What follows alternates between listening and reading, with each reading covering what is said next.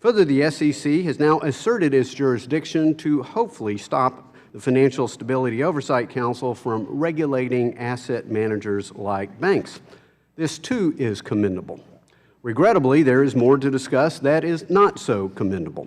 On a 3-2 partisan vote, a pay ratio rule was pushed through, which may appease left-wing activists but does nothing to protect investors or facilitate capital formation for small and medium-sized business. It does nothing to help struggling families get ahead. It is another example of the SEC squandering precious resources on rulemaking that, again, does nothing to protect investors or facilitate capital formation.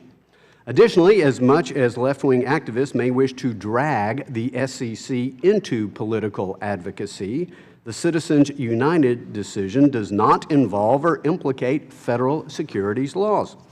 A political disclosure rulemaking is not within the SEC's core competency, or more importantly, it is not within its mission.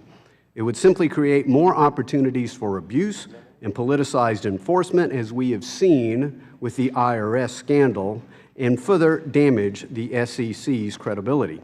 The SEC should instead redouble efforts to simplify the disclosure regime and renew its commitment to the materiality doctrine articulated by the Supreme Court in 1976.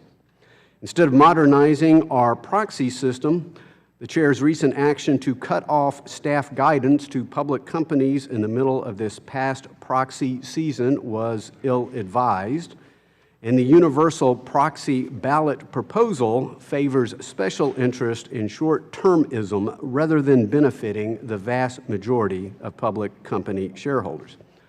Finally, the SEC does have an opportunity to act and stop the Labor Department from making financial advice and retirement planning less available and more expensive for Americans with low and moderate incomes. This, we hope they successfully do.